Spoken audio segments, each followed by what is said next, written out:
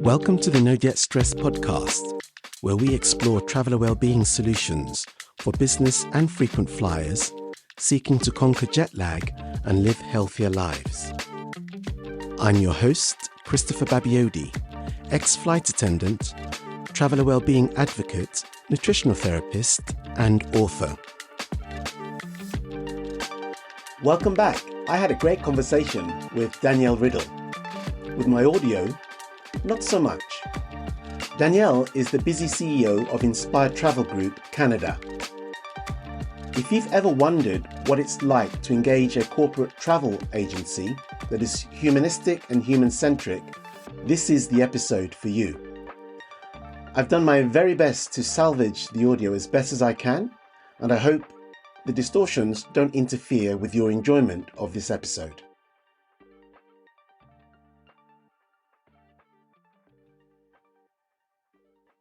Welcome to the NoJetStress Podcast. On this episode, I'm really pleased to invite Danielle Riddle, the CEO of Inspired Travel Group, which is a high-touch and human-centric approach to corporate business travel, operating out of Vancouver and across Canada. Danielle, welcome to the show. Thank you for having me. It's lovely to be here. I'm really excited because what you seem to be doing at Inspired Travel seems to be the epitome of what a travel group could do for its audience in the best sense of really serving the customer. And what I mean by that, to add some context to that, is the idea that from my 20 years of working in travel, the whole idea or the ethos of the airline that I worked with was, how do you anticipate the customer's needs? And you can only do that when you're human-centric. It might seem like magic. It's not. It's because you're that further ahead in understanding their needs and being able to read them to the extent that you're able to offer what is needed in the nick of time. And even when it doesn't go so well and things, as we know, go out of whack in terms of global travel, the ability to add that humanistic element is something that I find to be missing. Therefore, having a company that puts the customer first in such a profound way is something that I'm excited to explore with you.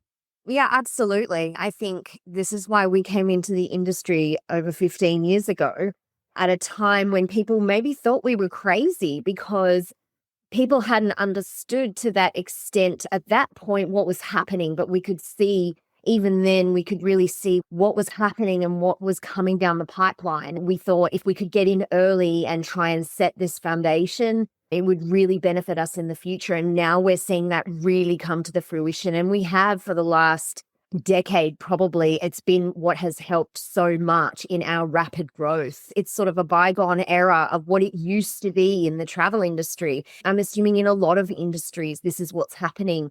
The pendulum swings and it's swinging back the other way. And it's lovely to be able to be there and be established and say, hey, we've got you, right? Yes, for sure. Okay, so we're on the same page. I can see that your accent is not North American. Please fill us in a bit of your background and how you got into the travel industry per se. I'm originally from Australia. So I grew up in Sydney in Australia. Travel has been in my bones forever. I started young in my career and I worked my way up in a big box company in Australia. And so really what it did was enable me to see where the holes were and what was happening in our industry very quickly, because my whole philosophy ever since I've been young has been on the customer and customer service. And I could see that that just wasn't a priority even back then. And so when I came to Canada, I didn't want to go back into that environment of big box, and I moved more into that niche field. And in corporate travel, even more, what people don't understand maybe is they think corporate means cold and stoic and not emotional. But in fact, it's extraordinarily emotional because people are traveling all the time and it's extremely heavy on them. And moving into the corporate sector, I realized that this is where we really needed to start focusing on people. I sort of had this idea and thought, I've got the tools, I've got the experience, I know what not to do. So it's time to go for it and put wheels in motion for myself. I came over here quite young, doing my working holiday experience, but fell in love with Canada and started my business here. Now it's a husband and 2 kids later, and Canada is where I also call home. Probably always my second home because, you never call your first home anything but yeah. And then I established Inspired, and the rest is history. That's lovely. I've been to Vancouver. I can easily understand how one falls in love with it. It's a beautiful place. One of the other factors that I think really makes where you're placed and the large North American market that you're in really important is the fact that in the research that I was doing for my book about travel well-being and how to manage it, one of the things that I came across was that the North American airspace is one of the most complex spaces with, I think, up to 5 time zones, 9 different climates. I point that out because that makes for complexity. And within complexity, there is a lot of potential for things to go wrong. And as such, being able to use skill and how to pick up pieces to make sure you still have the backs of the people that you're helping get from A to B and carry out their business goals, objectives, or whatever it is they're traveling for.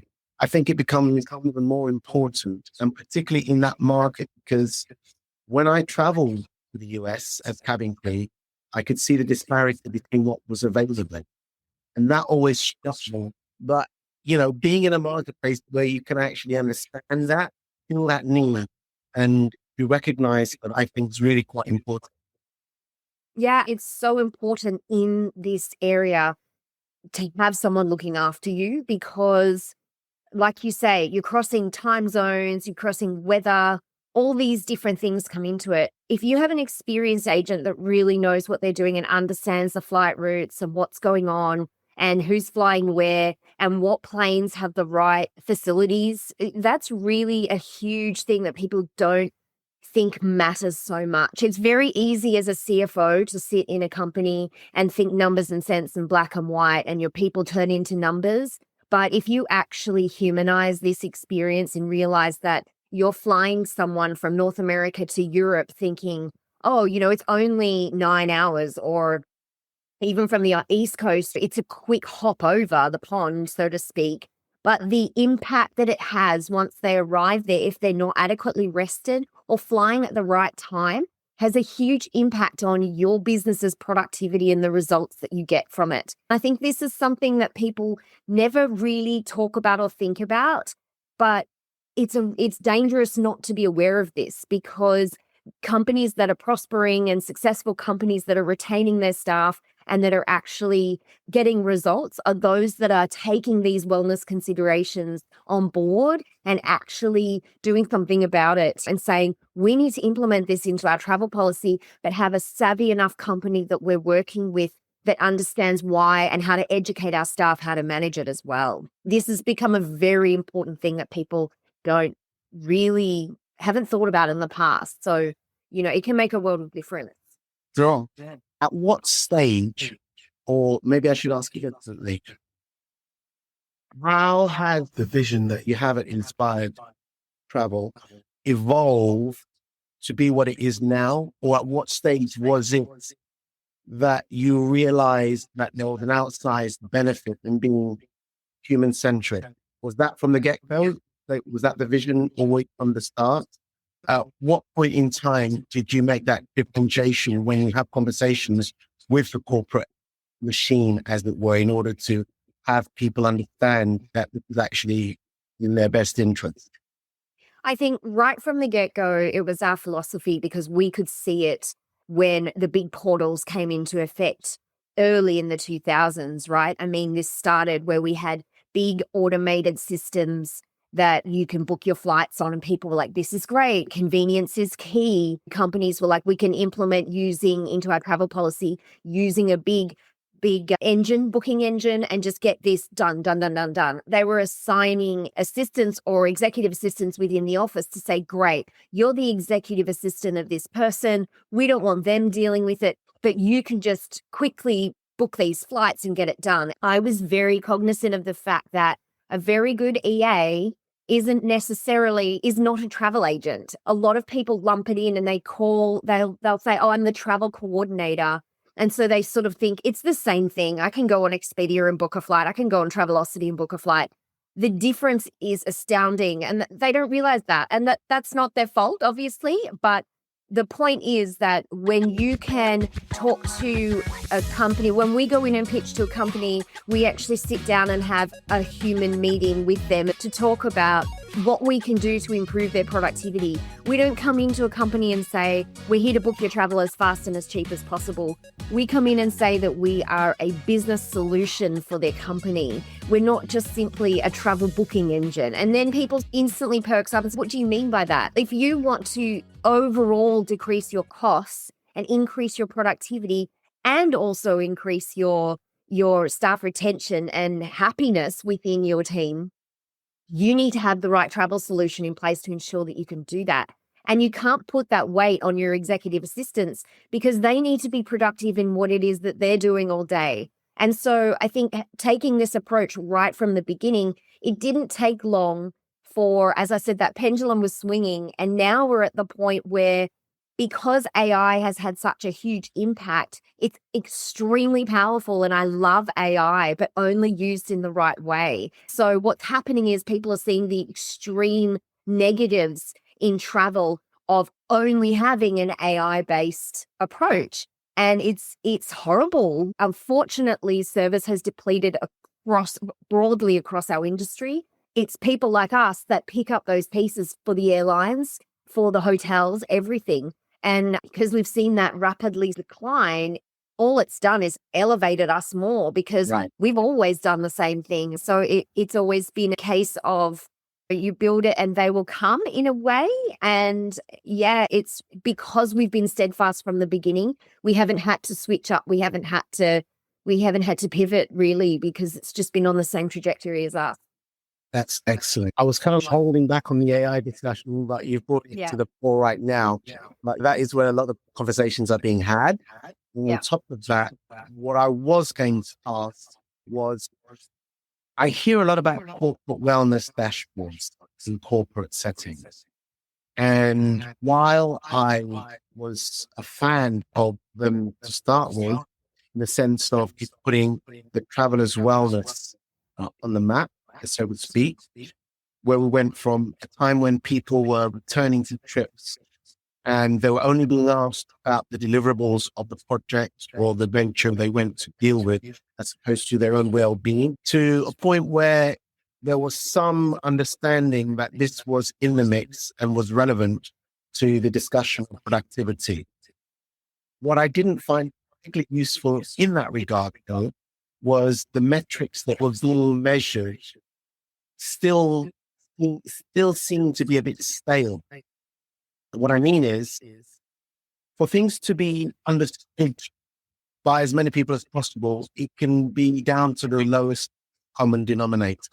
At the same time, we're all individuals, and my wellness is from the other guys and the other gals, and therefore really having some granularity in terms of what is on those dashboards is key.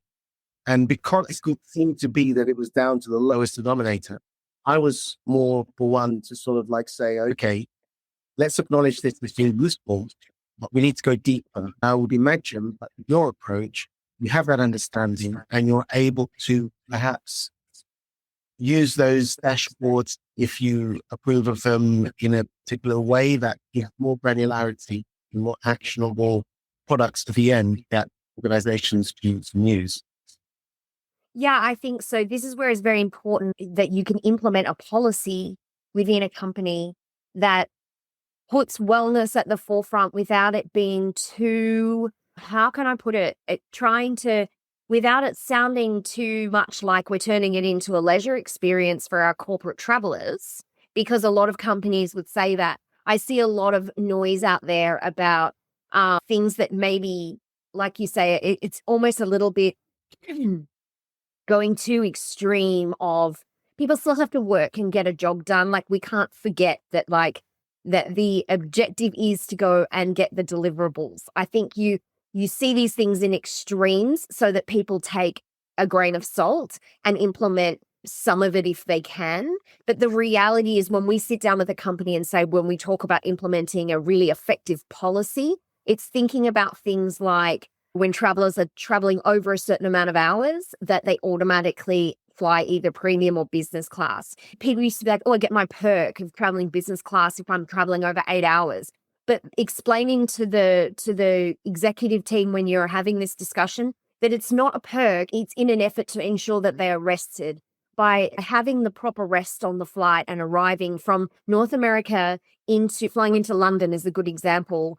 If you're not adequately rested and you're expected to walk straight into a big investor meeting, you are never going to be on the ball. You're never going to perform at the level that you should. If you're adequately rested and the company you work for has ensured that, then you have a duty to them because of that assurance that you're going to perform. So it helps in a number of different ways, not just physically rested, but mentally as well, that like my company has put me first. My company has prioritized my wellness to ensure that my mental health is there, that when I land in here, I'm going to absolutely crush this meeting.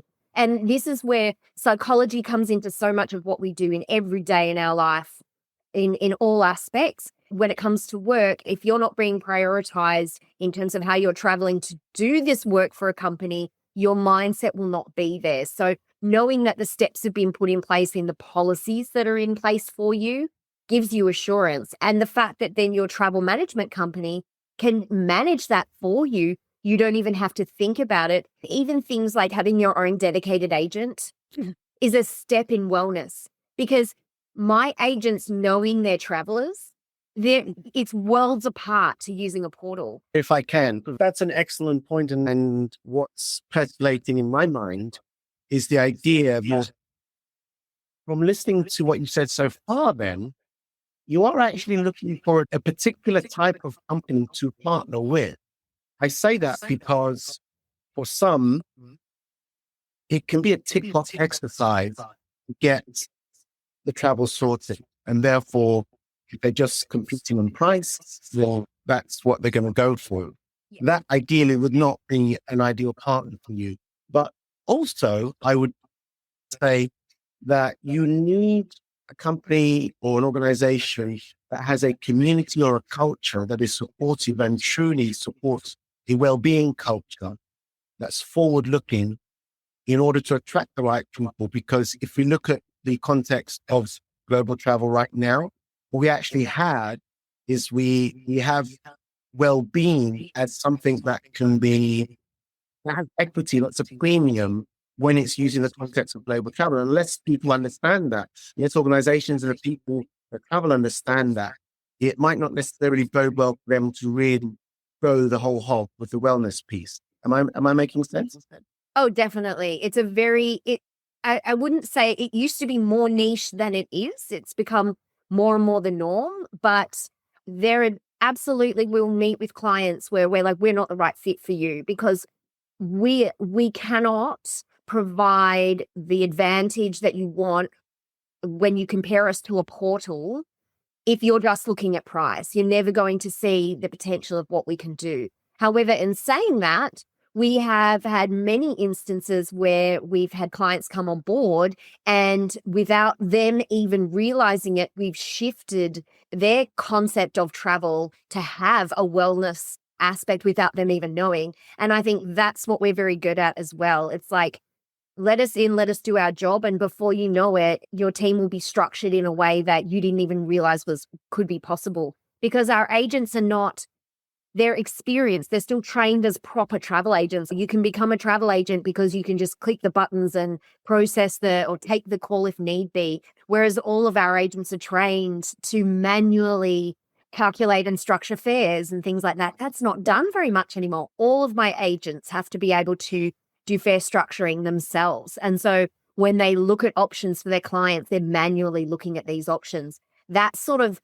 again, not normal for people. There's options that you don't even know exist because the portals can't simply structure them that way. I think that without even people knowing it, sometimes they end up with a strategy in place and all of a sudden their staff are like, this is great. Traveling is so easy. Someone's looking after me. I feel better. I feel appreciated by my company. Just having a dedicated agent makes you feel important to the company that you work for, because that dedicated agent knows who you are, knows what you like, knows what bugs you, knows the planes that you don't want to travel on, the seats that you don't prefer. These things are not something that can be done with an automated system, and people appreciate it so much, and they realize that, oh, this is like, it's like a luxury, and it's kind of, it's fascinating to me because it's the norm. But when people haven't had that and they've been lumped into a transactional system that doesn't have that humanized impact, they don't even realize it's possible. Okay, I want to dig deeper into the human aspect of what you do. Before we do that, give us some idea of how your offices are structured and how you'd work and the touch points for the people that would come to you and ask for inspired travel to manage their travel.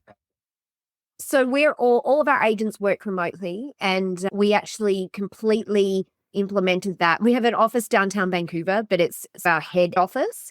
And then we work remotely across North America from there. After the pandemic, we really felt like, again, I feel like we like to be a step ahead if we can. It made sense for us to turn our environment into a remote one for the wellness of our own staff. I think what's important in any company is that you need to practice what you preach. For us, putting our people first has always been the first thing. So the most important thing to us. But essentially, every client that comes on board with us, they're assigned their own dedicated agent. Then obviously with backup agents, depending on the size of the account. And then if someone's away, there's a backup agent and so forth. But gone are the days of this dedicated agent experience. And I think it's something that really sets us apart. It's very important for us. When a client is considered to work with Inspired, it's assessed by our manager, our operations manager, and then they go into a trial period with us for 3 months, and we get a feel for how they work, what system they want set up. We will do their systems based on uniquely what they need. Their travel policy will be set up as a unique travel policy. Then they will be assigned the agent that best fits personality-wise and also methodology-wise.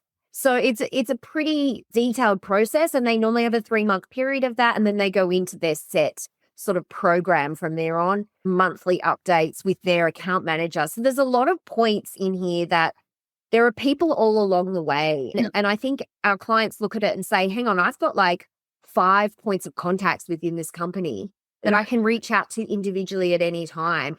Being able to just call your dedicated agent or call our emergency service and get a human is just unheard of. And, if you're stuck somewhere and we just say, you know what, you go take a seat, relax, go to the bar, have a drink, do whatever you need to do. We'll get your ticket reissued and we'll let you know what gate to get to. That is one of the most comforting things you can hear as a traveler. And I think they're the things that we always prioritize. That kind of touches on one of the biggest things. We know that global travel and North American travel in particular can be quite disruptive. So crisis management is something that I think, to my mind, you guys have an edge on because you've got that human touch. So for instance, I remember when the Icelandic volcano ash cloud debacle happened, one of the pointers or one of the things that stood out to me was, I think her name was Caroline McCall, was the CEO of EasyJet. It cost them $58 million to get all their people back, but they paid it because it was the right thing to do. And they really understood that they needed to show the value to their customers at the time when it mattered. My own personal experience was as free for British Airways, when things would go wrong at Heathrow Airport, my colleagues, some of them who lived around by the airport, they took people into their own houses. They didn't have to. People had nowhere to go. It's that human element that really does make the difference. So you manage that particularly well. There were some snowstorms? Things went wrong in 2024 in Vancouver in particular. Can't remember the story. That you have an advantage on companies or organizations that don't do that type of stuff. I think this is probably one of the biggest things that is an advantage to having a human still to deal with in our industry, and is so important as well to have seasoned, experienced agents as well, not just a voice on the other end of the phone. Our clients just know even knowing when you're traveling that it's going to be okay because I'll call them and they have my back, there is something to be said for that. I think that, yes, weather is always an issue here because of snowstorms and because of like the winter. So we're so aware of it. We understand how to deal with that, especially my Canadian agents who have lived in these snowstorms. We had some really big snowstorms right around Christmas, 2023, I think it was. People were very, very nervous. People were very, very worried because just getting home, getting back to family, getting things done.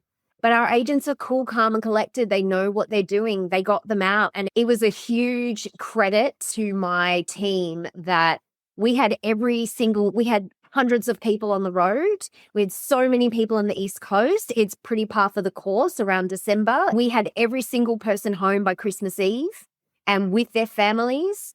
And my agents worked around the clock. When an agent truly loves their job and really cares about what they do and their own accomplishments, they want to do it. I think that's the difference as well. This is where, when we're selective in the agents we do bring on board, you need to love what you do, whatever it is that you do, in order to be successful at it. So I'm very big on passion being the most important element to whatever job that you do. My agents are passionate and truly care about their clients, because at the end of the day, it's more of a customer service job than it is anything else. You have to be a people person. You have to care that Mr. Smith is stuck at Toronto Airport and his family is waiting for him. And how can I do what? It will make me feel so good to get him home. And I think having that cannot be replaced by an automated booking engine. So what it did for our staff morale also was that there was such a sense of accomplishment and pride because they were able to, this is the challenge of their job. They rise to that challenge. You're just speaking about it in those terms takes me back to times when I've been able to go beyond what is required of me in the line of duty because it makes you feel good. And I think it's a certain type of person also that is customer centric as well. So I think credit to you. You have obviously managed to get a group of people around you that appreciate that as a value, and therefore it's easy for them to call upon that in their day-to-day work. You know, it's a snowball effect, because if my staff ever need me, regardless of where I am in the world or what I'm doing, I'm there. I'm like, you call me anytime. It doesn't matter. If there's a crisis, you just call me. We can fix it. We can always be there for our clients. We would never leave someone hanging. And I think that is seen very quickly. But if you have a crisis situation, that it's always, you never want them. It's never positive. But the positive impact after the fact and what your client understands, they can really see true value of why it's important. Any contingency is important. We insure our home for that reason. We insure our car for that reason. It's ensuring your own life and well-being when you're traveling to make sure you've got someone watching your back. It's an amazing thing to see, and how grateful people are for the littlest things that you can do. Sometimes it is just having someone to talk to on the other end of the phone when you're sitting in an airport and you've been there and there's nothing that can be done. Sometimes it's out of our control, but just knowing there's someone there who's listening, I think, makes a world of difference. Okay, so switching back ever so slightly now, talking about that dichotomy of human touch versus what, I don't know, should we call it the AI aid? It sounds to me like you're an advocate of both. There is obviously a medium, a way to have them work side by side to get the best of both worlds. Are you a fan of data? I guess you have to be in some respects, because that's where AI excels. How do you pair, or how would you advocate that people look to making use of the advantages of data and the human aspects that relates to managing travel?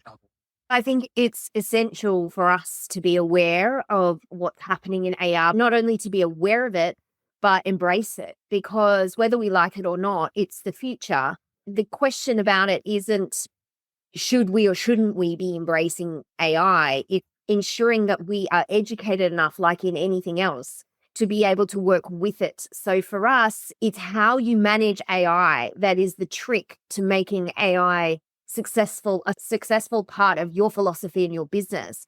So for us, I think it's absolutely phenomenal if used the right way. But it's like anything. If you put a simple question into an AI tool and don't give it enough to work with, it's going to give you a simple answer. And a lot of people, unfortunately, are going to navigate it that way. When you have the knowledge that you already have in your industry, in travel, for example, we know what to ask the AI for it to give us the right data and information back.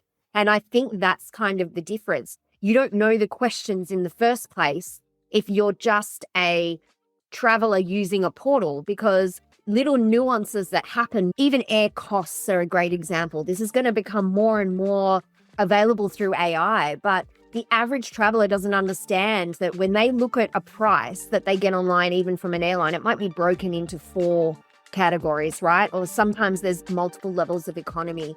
But for a travel agent, they see 25 levels of economy, right? That's what we see in our system. We see the loadings. It's very, very different. People don't understand that there's actually a difference. If I'm using AI in that context, I'm going to be able to look at it in such a more detailed, in-depth way, because I'm going to give it the information to begin with to give me the right response. So we use AI, obviously, from a sales and marketing perspective. It's very powerful for us. And I think, again, used in the right way in any business, it should be a part of everyone's business. If you're not working with it, you're behind it, and you've got to increase your own productivity and your output.